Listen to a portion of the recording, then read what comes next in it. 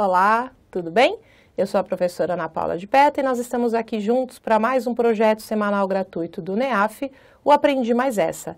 E o Aprendi Mais Essa de hoje é de processo penal e nós vamos falar sobre prisão. Qual prisão? Vamos falar sobre prisão preventiva. Então, olha só, vamos lá, deixa eu colocar aqui. Prisão preventiva. Muito bem. Prisão preventiva é uma espécie de prisão cautelar. Ela está definida pelo Código de Processo Penal.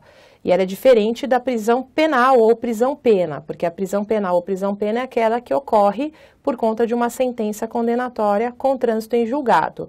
A prisão preventiva é uma prisão definida pelo Código de Processo Penal, é uma prisão cautelar e a função dela é, como o próprio termo que eu acabei de utilizar, de acautelamento. Ela serve para cuidar do processo, para ajudar que o processo ou a investigação se desenvolvam tranquila e adequadamente. Assim como qualquer prisão cautelar, a prisão preventiva só pode e deve ser determinada, decretada, se for estritamente necessário, porque a regra é a liberdade e as pessoas só podem perder a sua liberdade efetivamente em razão de uma sentença condenatória com trânsito em julgado. Então, a prisão preventiva somente em casos de extrema necessidade devidamente fundamentada. Tudo bem? É diferente do que a gente às vezes vê as pessoas comentarem por aí, achando que, que legal, foi preso, tem que ficar preso, e muitas vezes é uma prisão preventiva, né? E prisão preventiva, do mesmo jeito que ela acontece, ela pode ser revogada desde que não estejam preenchidos os requisitos. E não tem a ver com a prisão-pena.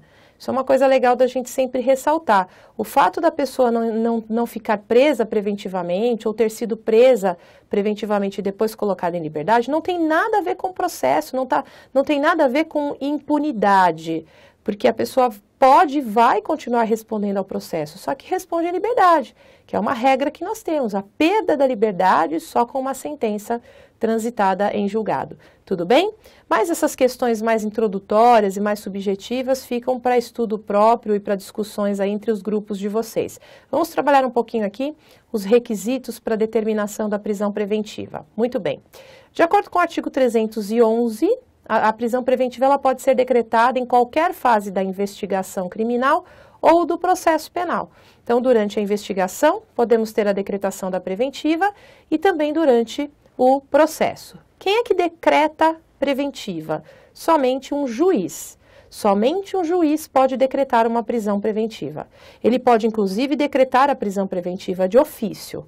Porém, aqui a gente tem que fazer uma ressalva, levando em conta o artigo 311 do Código de Processo Penal.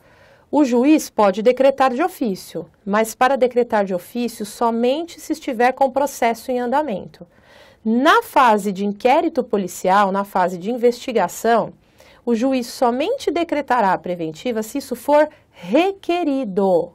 Tudo bem? Isso é uma alteração que veio com a mudança das prisões no Código de Processo Penal. Então, vamos ler aqui o 311 inteiro para a gente compreender melhor. Olha só, deixa eu colocar na tela toda para você. Em qualquer fase da investigação policial ou do processo penal, caberá a prisão preventiva, decretada pelo juiz de ofício se no curso da ação penal, ou a requerimento do Ministério Público, do querelante ou do assistente, ou por representação da autoridade policial. Então, olha só, determinada pelo juiz de ofício se no curso da ação penal. Se não estiver uma ação penal em curso, aí o juiz só decreta a requerimento do MP, querelante ou assistente, ou por representação da autoridade policial. Isso é questão, assim, recorrente em prova. Pode o juiz decretar prisão preventiva de ofício na fase de inquérito? Não, de ofício não. Isso não quer dizer que não seja um juiz que decrete uma prisão preventiva, tudo bem? Então, quem decreta a prisão? Somente o juiz. De ofício ele pode? Pode, só na fase de ação penal. Durante o inquérito, ele só decreta se for requerido pela parte interessada. Tudo bem? Muito bem. Como eu disse, a prisão preventiva não pode ser decretada de qualquer jeito ou por qualquer motivo. Existem requisitos a serem preenchidos para que se decrete a prisão preventiva de alguém. Esses requisitos estão previstos no artigo 312 do Código de Processo Penal. Então, olha só, a prisão preventiva poderá ser decretada como garantia da ordem pública, garantia da ordem econômica, conveniência da instrução criminal ou para assegurar a aplicação da lei penal, quando houver prova da existência do crime e indício suficiente de autoria. A prisão preventiva também poderá ser decretada em caso de descumprimento de qualquer das obrigações impostas por força de outras medidas cautelares. Então, olha só, vamos de baixo para cima no caput do 312, tá? Prova da existência do crime e indício suficiente de autoria. Tem que ter, não tem jeito. Se não tiver prova da existência do crime e indício suficiente de autoria, não há que se falar, a gente nem começa a falar em prisão preventiva. Tudo bem? Então, os primeiros e principais requisitos são prova da existência do crime e indício suficiente de autoria. Além disso, deve ser comprovada a necessidade de garantia da ordem pública, garantia da ordem econômica, conveniência da instrução criminal ou para assegurar a aplicação da lei penal. Em rápidas palavras, para garantir a ordem pública, muita gente confunde isso com comoção social, não tem nada a ver. Garantia da ordem pública está ligado diretamente à possibilidade da pessoa voltar a delinquir e colocar a sociedade em risco. Tudo bem? Garantia da ordem econômica está ligado diretamente à prática de crimes econômicos e tem a ver também com a possibilidade da pessoa voltar a praticar crimes econômicos. Conveniência da instrução criminal significa dizer que aquela pessoa pode estar atrapalhando o bom andamento da instrução criminal. E para assegurar a aplicação da lei penal, significa dizer que a pessoa pode fugir, e aí a fuga possa impedir a aplicação da lei. Então, em rápidas palavras, são esses os requisitos. Tudo bem? 312 tem que estar presente e muito bem definido para que se possa decretar uma prisão preventiva. Continuando. Artigo 313. O 313 também tem que ser analisado porque ele tem a ver com a possibilidade também de decretação da prisão preventiva, né? Veja só, além daqueles requisitos previstos no artigo 312, nós temos também que verificar o 313, principalmente nesse aspecto aqui do inciso 1º. Olha que interessante. Crimes dolosos punidos com pena privativa de liberdade máxima superior a 4 anos. Então, olha que coisa interessante, né? Ainda que estejam presentes aqueles requisitos do 312, eu não posso deixar de olhar o inciso 1º do 313, porque é importante também, hoje o Código define que a prisão preventiva só pode ser decretada nos crimes dolosos punidos com pena privativa de liberdade máxima superior a 4 anos. Então, se eu tiver um crime com uma pena diferente disso, ainda que presentes prova de materialidade, indícios de autoria e garantia, necessidade de garantir a ordem pública, enfim, se o crime não tiver pena máxima superior a 4 anos, entende-se que não cabe a preventiva. Olha que interessante isso, né? Se tiver sido condenado por outro crime doloso, ou seja, reincidente, né? E se o crime envolver violência doméstica e familiar contra a mulher, criança, adolescente, idoso, enfermo ou pessoa com deficiência, para garantir a execução das medidas protetivas de urgência. E a gente trouxe, já a gente vai ver o artigo que trata disso na Lei Maria da Penha. Então, olha só, mais um requisito, crime doloso punido com reclusão, com pena privativa de liberdade máxima superior a 4 anos. Tudo bem? Mais um requisito também para a prisão preventiva. Muito bem.